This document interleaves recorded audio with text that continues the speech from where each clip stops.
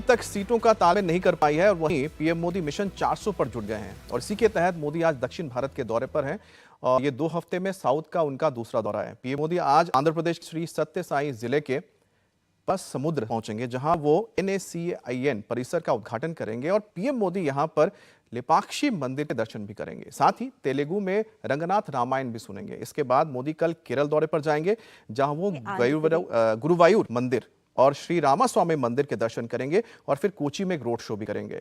लेकिन प्रधानमंत्री मोदी की जो भक्ति है इसको आप जरा देखिए, क्योंकि प्रधानमंत्री मोदी का आज से कठोर व्रत भी शुरू हो रहा है जो अगले 22 तारीख तक यानी 22 जनवरी तक चलेगा, जिसमें प्रधानमंत्री मोदी अन्न का सेवन नहीं करेंगे, सिर्फ फलाहार पे रहेंगे।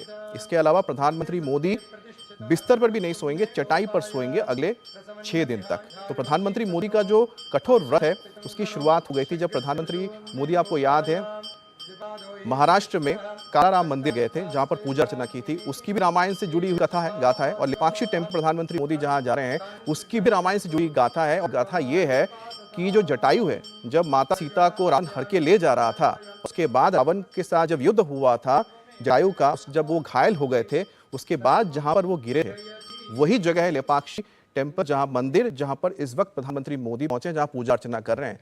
तो प्रधानमंत्री मोदी के जो अगले 6 दिन आप देख रहे हैं, लगातार जो 11 दिन से शुरुआत हुई है, तो टोटल 11 दिन प्रधानमंत्री मोदी इस व्रत को कर रहे हैं। तो आज से जो कठिन व्रत की शुरुआत हो रही है वो लेपाक्षी टेम्पल से शुरू हो रही है और इसका भी महत्व राम से जाता है, जिसकी तस्वीरें इस वक्त देख रहे हैं आप। और साथ ही साथ आप देखिए कि जो तेलुगु में रामायण है उसको भी प्रधानमंत्री मोदी यहां पर सुनेंगे। तो राम को लेकर प्रधानमंत्री मोदी की जो आस्था है वो इस वक्त तस्वीरों से आप समझ सकते हैं, प्रधानमंत्री मोदी के व्रत से आप समझ सकते हैं, प्रधानमंत्री मोदी के संकल्प से भी आप समझ सकते हैं। हर्ष जी, प्रधानमंत्री मोदी का जो कठोर व्रत है, ये जो कठोर व्रत है उसको उन्होंने अपने काम के साथ भी किस तरह से लिया है उसकी तस्वीर एक देख रहे हैं। निश्चित तौर पर और प्रधानमंत्री नरेंद्र मोदी ये सब कुछ बहुत सहज और स्वाभाविक तरीके से करते हैं। जब उन्होंने कहा कि मैं 11 दिन का विशेष अनुष्ठान शुरू करने वाला हूं, उन्होंने अपने सोशल मीडिया पर वीडियो डाला और उन्होंने कहा कि इसकी शुरुआत पंचवटी से करेंगे। और पंचवटी जब वो गए तो जाहिर है भगवान राम के लिहाज से उनका जो वनवास था उसके लिहाज से वो बहुत महत्वपूर्ण स्थान है, वहां वो रहे थे, वहां कुटिया बनाकर रहे थे। और जो सबसे महत्वपूर्ण बात है कि जब वो पंचवटी में जाते हैं तो उस कालाराम मंदिर में गए जिसमें 22 तारीख को उद्धव जी कह रहे थे कि हम लोग जाके वहां दर्शन पूजा करेंगे, वहां वो सफाई का काम करते हैं। और अब आप देखिए कि देश का कोई मंदिर नहीं है जहां कोई भले ही लोग कहें कि नेताजी लोग अपनी फोटो खिंचा के डाले क्योंकि मोदी देख ले जरा, लेकिन नेता क्या, अभिनेता क्या, सामान्य व्यक्ति क्या, वो ये सोच रहा है कि हमारे बगल का मंदिर स्वच्छ होना चाहिए। प्रधानमंत्री नरेंद्र मोदी के बाल्टी उठा लेने से, एक झाड़ू पोछा लगा देने से अब देश के मंदिर में पहले भी सफाई होती थी, लेकिन अब और ज्यादा सफाई की तरफ लोग चले गए। उसी मंदिर परिसर में वो बैठते हैं और संत एकनाथ जी की लिखी हुई भावार्थ रामायण जो मराठी अनुवाद है। अब जब हम कहते हैं कि राम सबके हैं तो राम जुड़ेंगे कैसे? भाई गोस्वामी तुलसीदास जी जो श्री रामचरितमानस लिखते हैं, महर्षि वाल्मीकि ने संस्कृत में लिखी, लेकिन गोस्वामी तुलसीदास जी ने जो अवधी में लिखी वो रामचरितमानस हर घर में पहुंच गई। फिर भी कई जगह पर लोगों को, चूंकि भारत में ढेर सारी भाषाएं हैं, उन भाषाओं में भी अनुवाद किया गया। अब आप सोचिए, वहां वो मराठी रामायण पढ़ रहे थे, यहां अभी वो तेलुगु रामायण पढ़ेंगे, उनका आगे का जो कार्यक्रम होगा वो भी हमारे सामने आएगा। और जो गोस्वामी तुलसीदास जी की लिखी रामायण है, आज ही समाचार पत्रों में मैं पढ़ रहा था कि जो गीता प्रेस है वो 1 लाख पिछले महीने में रामचरितमानस दे चुकी है, लेकिन उसके बावजूद 4 लाख की मांग पूरा करना संभव नहीं है, क्योंकि हर व्यक्ति चाह रहा है कि रामचरितमानस हमारे पास होनी चाहिए। ढेर सारे ऐसे संगठन हैं, ऐसे संस्थान हैं जो चाहते हैं कि जब वो कार्यक्रम कराएं, देश के विभिन्न हिस्सों में राम उत्सव हो रहे हैं, तो उसमें वो जाते हुए जो अतिथि आएंगे उनको रामचरितमानस भेंट कर दें, वो गुटखा भेंट कर दें अलग अलग आकार की। अब गीता प्रेस ने अपनी वेबसाइट पर ही कह दिया कि आप वहां जाइए और फ्री में डाउनलोड कर दीजिए। 1 लाख तक रामचरितमानस डाउनलोड करने की वो कैपेसिटी अपनी बढ़ा रहे हैं। तो कुल मिलाकर पूरा देश राममय है, लेकिन इसमें राम कैसे उत्तर से दक्षिण, पूरब से पश्चिम हर भारतीय को, हर व्यक्ति को जोड़ते हैं, वो काम नरेंद्र मोदी अपने अभियान के जरिए कर रहे हैं। अब इसमें कोई कहेगा कि भाई महाराष्ट्र में सीट शेयरिंग चल रही उन लोगों की, तो जरा मोदी जी अपना हिस्सा मजबूत कर रहे हैं। कोई कहेगा कि आंध्र प्रदेश में भारतीय जनता पार्टी मजबूत नहीं है, तो कोई कहेगा कि वहां मजबूत कर रहे हैं। केरल में अभी कुछ नहीं है, कोई कहेगा वहां मजबूत कर रहे हैं। लेकिन नेता का तो काम ही है अपनी पार्टी को मजबूत करना। अगर वो पार्टी को मजबूत करने का काम राम के काम के साथ कर पा रहे हैं, सबको जोड़ पा रहे हैं, तो इससे बेहतर क्या होगा। वरना तो राहुल जी थे, वो लड़ने चले गए थे वायनाड, तो उन्होंने बयान दे दिया कि अरे इधर आके तो बड़ा रिफ्रेशिंग लग रहा है। उत्तर वाले तो बड़े विचित्र टाइप के भावनात्मक मुद्दों पर वोट कर देते हैं। तो दोनों का फर्क है, वो भी लोगों को दिख रहा है। अब सिर्फ राम के नाम से क्या दक्षिण भारत का जो किला है वो भारत बीजेपी जीत पाएगी, या फिर राम के नाम के साथ जो काम है मोदी के या पीएम के जो काम है, क्या वो इन रोड्स बना रहे हैं? देवेंद्र, दोनों चीजें किस तरह से काम कर रही है साउथ में, या फिर यूं कहें कि प्रधानमंत्री किस तरह से अपने काम को, राम के नाम को दक्षिण भारत में लेकर जा रहे हैं? और अमित, अगर प्रधानमंत्री नरेंद्र मोदी को आप ठीक से जाने समझें, उनके विजन को अगर ठीक तरीके से समझें, तो उसमें दो चीज़ें बहुत क्लियर दिखती है। पहली बात तो ये कि सरकार का जो काम है, सरकार अपने हिसाब से काम करती है। प्रधानमंत्री के तौर पे उनका जो दायित्व है, जो विजन है, उसको वो उस लिहाज से करते हैं। वहाँ पर राजनीति नहीं होती। राजनीति वहाँ आती है जहाँ वो संगठन के नेता के तौर पर सोचते हैं। तो जैसे दक्षिण की अगर बात करें, तो उत्तर और दक्षिण की बाउंड्री और इस तरह के नेरेटिव पे प्रधानमंत्री को बहुत ज़्यादा एतराज़ रहता है कि कैसे आप इस तरह की बात कर सकते हैं। और वो हमेशा से ही इस बात को नकारते रहे कि आपको अलग अलग हिस्से में करके उसकी चर्चा भी नहीं होनी चाहिए, और उसका अगर आप चर्चा करते हो तो धीरे धीरे फैलता है। खासतौर पर पिछले दिनों जब विपक्षी दलों की तरफ से इस बात को बहुत ज़्यादा उछाला गया, तभी उनको बहुत ज़्यादा एतराज़ था। और जब एक भारत श्रेष्ठ भारत बात उन्होंने कही थी, एक अभियान चलाया था, तो उस अभियान का मकसद ही यही था। जैसे तमिल संगम होता है काशी में, आप समझ सकते हैं, जम्मू कश्मीर में नागालैंड का कार्यक्रम होता है, तो ये सारी चीज़ें इस मकसद से थी कि एक भारत श्रेष्ठ भारत का जो उनका विजन है, उसको आप उसी रूप में लें।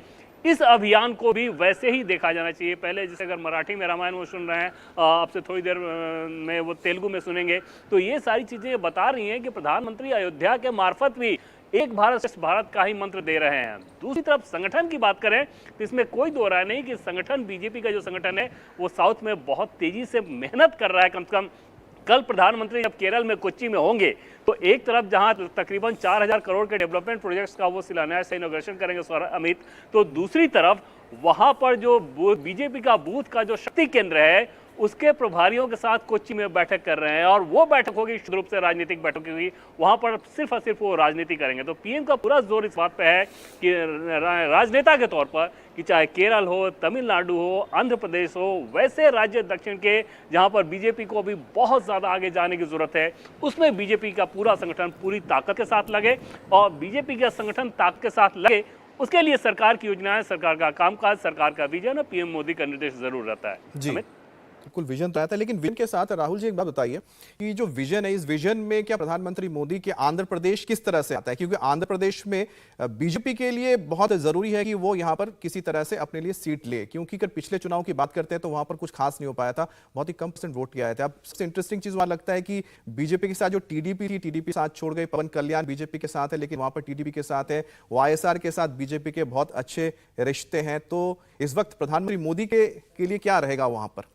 देखिए, बड़ा इंटरेस्टिंग आंध्र प्रदेश का चुनाव होने जा रहा है। वहाँ पे अगर आप वाईएसआर की जो बहन है, उन्होंने अभी वाईएस शर्मिला, उन्होंने अभी कांग्रेस ज्वाइन किया है। वहाँ पे एक और अभी डेवलपमेंट हुआ है, कांग्रेस के जो वहाँ पे प्रदेश अध्यक्ष हैं, उन्होंने अपना पद छोड़ा है, और ये माना जा रहा है कि वाईएस शर्मिला जो हैं वो वहाँ पे अध्यक्ष होने वाली हैं। तो ऐसे में ये जो वहाँ पर ज़बरदस्त तरीके से कांग्रेस जो है वो अपने कोशिशें कर रही है वाईएस शर्मिला के जरिए, और वहाँ पे जिस तरह का इस बार टकराव देखने को मिलेगा, चुनावी टकराव देखने को मिलेगा, तो प्रधानमंत्री को भी ये पता है कि अब जो टीडीपी है वो जो है वो साथ नहीं है, चंद्रबाबू नायडू जो हैं वो उनका क्या भूमिका की। तो प्रधानमंत्री वहाँ पे अपने संगठन को जो कहीं ना कहीं वहाँ जाकर एक मैसेज देना चाह रहे हैं कि हम बीजेपी, ऐसा कोई ये बात नहीं है कि बीजेपी जो है वो आंध्र प्रदेश में जो है गौन हो गई है, वो पूरी तरह से चुनाव लड़ना चाहते हैं। अगर हम इसी तरह से, जैसे अब हम बात कर रहे थे केरला उनके जाने की, तो केरला में सुरेश गोपी और अनिल एंटनी जो हैं वो मोर्चा संभाले हुए हैं, और त्रिशूर लगभग ऐसी 10 सीटें हैं या 8 से 10 सीटें हैं जो कि केरला में बीजेपी जोर शोर से लड़ना चाहती है, और उसकी तैयारी भी उसी तरह से की जा रही है। सुरेश गोपी जो हैं वो वहाँ पे काफ़ी वेल एस्टैब्लिश एक्टर हैं, और वो जो है त्रिशूर से जो है चुनाव लड़ने की बात हो रही है उनकी। तो ये कोशिशें जो की जा रही हैं। इसी तरह से तमिलनाडु की अगर हम बात करेंगे, तो जिस तरह से वहाँ पर कोशिशें हैं, वहाँ पर जितने भी रामनाथपुरम और जो वहाँ पर इलाके हैं रामनाथपुरम के इर्द गिर्द और कन्याकुमारी के इर्द गिर्द, वहाँ पे 7 सीटें ऐसी चिन्हित की गई हैं बीजेपी की तरफ से, इस पर वो प्रोमिनेंटली चुनाव लड़ेंगे, और उसमें जो है जो कार्ति चिदम्बरम है उसकी सीट पर भी वो एक प्रोमिनेंट कैंडिडेट उनके खिलाफ खड़ा करने जा रहे हैं। तो ऐसे में बीजेपी जो साउथ का अपना जो घर है वो पूरी तरह से ठीक ठाक करके वहां पे चुनाव वहां पर पूरी तरह से हो चुकी है। और प्रधानमंत्री जब देखिए वो फुल टाइम पॉलिटिशियन है, वो जब जाते हैं तो वो ये सब चीजें उनके ध्यान में होती हैं कि मेरे आंध्रा में हमारे संगठन जो है वो मजबूत होना चाहिए, हमारे काडर को थोड़ा सा वो चीयअप करने की कोशिश करेंगे, वहां पे काडर को संदेश देने की कोशिश करेंगे कि वहां पे हम अच्छे से चुनाव लड़े। तो ये सारे जो संदेश उनकी तरफ से होते हैं। बिल्कुल। तो मार्किंग की जो बात हो रही है कि किस तरह से बीजेपी पूरी अपनी मार्किंग कर रही है दक्षिण भारत को लेकर, लेकिन कर्नाटक के हुबली से एक अच्छी मार्किंग आई है। मार्किंग यानी कि एक तस्वीर आप देखिए, तस्वीर आपको दिखाते हैं, एक माइलस्टोन है और जिस पर क्या लिखा है आप उसको पढ़िए। देखिए फूल लगा हुआ है यहाँ पर, लेकिन मैं आपको बता देता हूँ उस पर लिखा है अयोध्या की दूरी बताई गई है माइलस्टोन में, और वो है 1797, करीब करीब 1800 किलोमीटर दूर है। उनके वाराणसी, मथुरा, अयोध्या, ये 3 जो नाम है। और हुबली में अगर ये बोर्ड लगा है, ये अपने आप में इसका इम्पैक्ट आप समझ रहे हैं। अयोध्या से जो इम्पैक्ट निकल रहा है वो डाउन साउथ कहाँ तक जा रहा है, और यही जो इम्पैक्ट है जिसका जिक्र थोड़ी देर पहले देवेंद्र भी कर रहे थे, हर्ष जी भी कर रहे हैं, इसका समीर जी, इसका जो इम्पैक्ट है अयोध्या से लेकर दक्षिण तक जा रहा है, मथुरा, अयोध्या, वाराणसी। लेकिन इसका जो असर होगा सीटों में किस तरह से कन्वर्ट होगा, और जो सीटों में कन्वर्ट होगा तो उसके लिए बीजेपी ने क्या किया वहां पर। देखिए कर्नाटक की अगर हुबली की बात करें तो वो हमेशा संवेदनशील क्षेत्र रहा है। उमा भारती भी वहाँ पर तिरंगा फहराने गई थी ईदगाह के ऊपर। बीच में भी अभी हुबली के एक व्यक्ति को जो कार सेवक रहा था उस समय उसको अरेस्ट कर लिया गया था, मुझे ऐसा लग रहा है। तो वो एक संवेदनशील रहा है। लेकिन कर्नाटक हमेशा भारतीय जनता पार्टी का एक मजबूत गढ़ रहा है दक्षिण के अंदर देखा जाए तो। वहाँ राज्य सरकार बनाते भी रहे, फिर हार जाते हैं, फिर सरकार बना लेते हैं। अगर लोकसभा की बात करें तो 28 से 25 लोकसभा सीटें भारतीय जनता पार्टी कर्नाटक से जीत चुकी है। तो मुझे लगता है कि कर्नाटक का भारतीय जनता पार्टी इस बात को जानते हैं कि बहुत मजबूत गढ़ है। भले ही राज्य विधानसभा का चुनाव हारी हो, लोकसभा में कर्नाटक में भारतीय जनता पार्टी के पक्ष में एक बड़ा माहौल बनने वाला है। और वैसे भी कर्नाटक से अगर देखेंगे तो जेडीएस आज भारतीय जनता पार्टी के साथ गठबंधन में देवगौड़ा आ चुके हैं। तो वैसे भी भारतीय जनता पार्टी और जेडीएस मिलकर एक बड़ी ताकत निश्चित रूप से कर्नाटक के अंदर बनेंगे। लेकिन कर्नाटक के अलावा अगर भारतीय जनता पार्टी जहां ज्यादा कोशिश कर रही है, मुझे लगता है वो आंध्र प्रदेश है, तमिलनाडु है, केरल है। आंध्र प्रदेश में भारतीय जनता पार्टी को बहुत ज्यादा स्पेस नहीं है, भले वो कितनी कोशिश कर ले। अगर 2019 का चुनाव देखेंगे तो 1% से भी कम वोट भारतीय जनता पार्टी को मिला था। तो आंध्र प्रदेश फिलहाल भारतीय जनता पार्टी के पकड़ से दूर है। भारतीय जनता पार्टी वहां तो संगठन कर ले और इस स्थिति में आ जाए कि वहां थोड़ा किसी कुछ सीटों पर फाइट दे दे, मुझे लगता है यही भारतीय जनता पार्टी के लिए आंध्र प्रदेश में सफलता होगी। केरल में जरूर भारतीय जनता पार्टी कोशिश कर रही है कि 4 सीटों के अंदर हम जरूर करें, जिसमें तिरुवनंतपुरम है, त्रिचूर की सीट है, 2 और सीटें जहां भारतीय जनता पार्टी कोशिश कर रही है। और वहां 15% भारतीय जनता पार्टी का वोट बैंक रहा है 2019 के चुनाव में। तो भारतीय जनता पार्टी को लगता है कि जहां 15% हमारा वोट बैंक है वहां हम बढ़ा सकते हैं। नायर कम्युनिटी को केरल के अंदर भारतीय जनता पार्टी बहुत जोड़ने की कोशिश कर रही है वहां पर, और हिंदुत्व का एक बड़ा मुद्दा बना रही है। संघ जमीन स्तर पर बहुत केरल में लंबे समय से काम करा, और उन्हें उम्मीद है कि इस बार 2024 में केरल में एक हिंदुओं का बड़ा वर्ग भारतीय जनता पार्टी के साथ जुड़ेगा, तो शायद 1 या 2 सीटें भारतीय जनता पार्टी वहां जीत सकती है।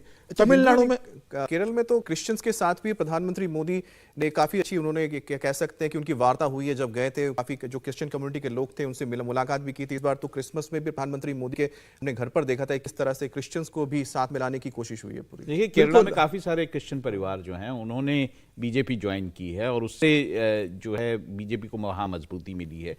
बहुत सारा उनके खिलाफ भी वहाँ पर काफ़ी बातें हुई जब ये क्रिश्चियन परिवार जो है बीजेपी ज्वाइन कर गए थे।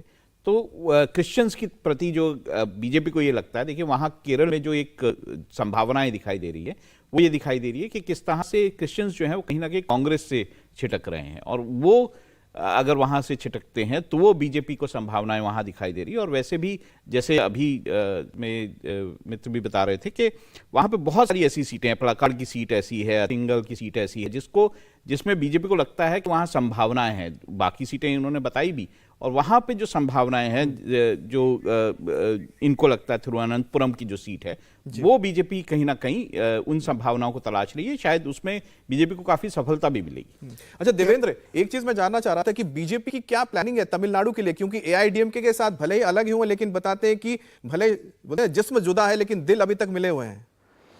बिल्कुल अमित, ऐसा कहा जाता है कि वो म्यूचुअल अंडरस्टैंडिंग से वो अलगाव हुआ था, क्योंकि उसमें ऐसा समझ में आ रहा था कि शायद उसमें एआईडीएमके को भी नुकसान हो और उस लिहाज से वो अलगाव किया गया। लेकिन दूसरी तरफ बीजेपी के अपने संगठन की तमिलनाडु में बात करें तो निश्चित तौर पर पार्टी की एक कोशिश है कि जिस प्रकार से एक पूर्व अधिकारी को वहाँ पर पार्टी की कमान सौंपी गई है नवलाई को, और वो जो अभियान चलाते हैं वो अभियान ऐसा है जो कि आमतौर पे तमिलनाडु की ट्रेडिशनल पॉलिटिक्स में नहीं देखा जाता रहा है।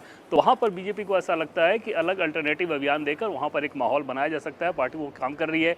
दूसरी चीज़ बीजेपी के विजन में अमित हमेशा ये दिखता है कि जो सामने चुनाव रहे सिर्फ उसको ध्यान में रख के वो मेहनत नहीं कर रहे होते हैं। बीजेपी के एक टॉप लीडर का ये कहना था पिछले दिनों कि हमारे वश में जो है हम वो करते हैं, उसका फ़ायदा जब मिलना होगा तब मिलेगा।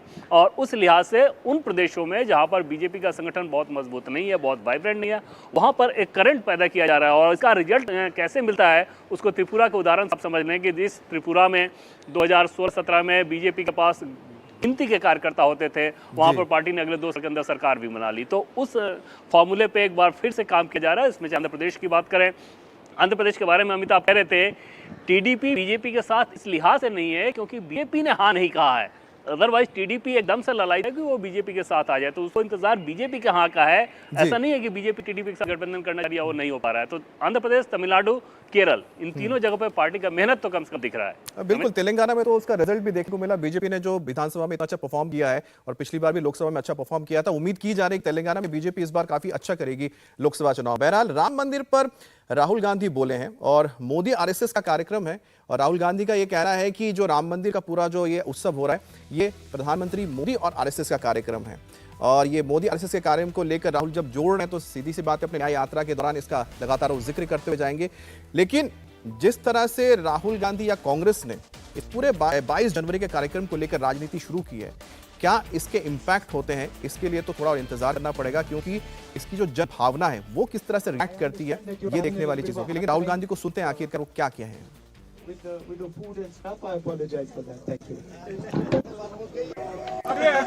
तो राहुल गांधी यहाँ पर बात कर रहे थे अपनी न्याय यात्रा के दौरान। उन्होंने कहा कि 22 जनवरी का जो कार्यक्रम है वो राजनीतिक कार्यक्रम है और ये कार्यक्रम बीजेपी और आरएसएस का कार्यक्रम है और बीजेपी और आरएसएस का कार्यक्रम बताकर यहाँ पर कांग्रेस पहले से ही जाने से इनकार कर चुकी है। हालांकि न्योता दिया गया था लेकिन न्योता को ठुकरा दिया गया।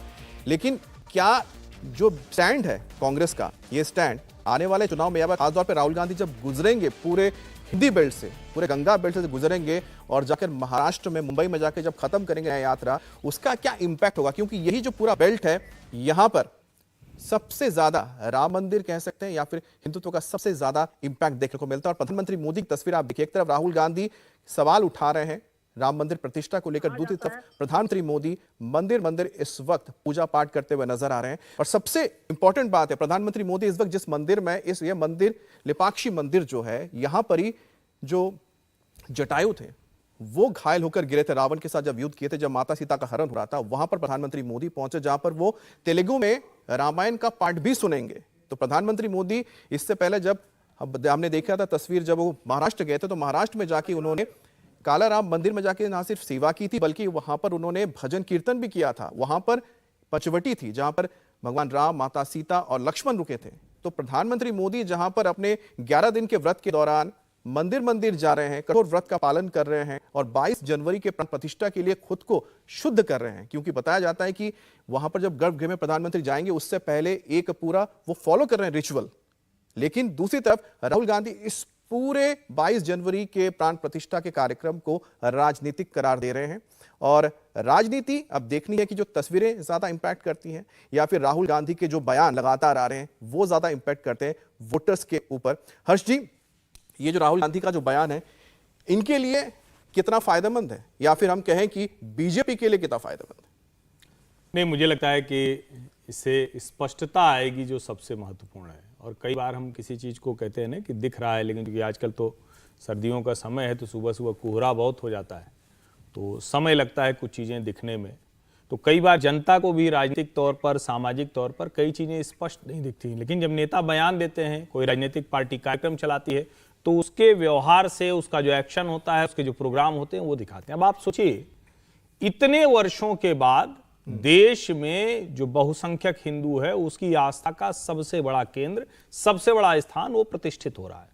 और उस समय राहुल गांधी क्या कर रहे हैं? उस समय राहुल गांधी एक यात्रा निकाल रहे हैं और उस यात्रा के जरिए वो राम मंदिर की प्राण प्रतिष्ठा के कार्यक्रम को राजनीतिक करा दे रहे हैं। क्योंकि देखिए प्राण प्रतिष्ठा के वक्त राहुल गांधी यात्रा में रहेंगे और जो यात्रा गुजरेगी हमें सबको पता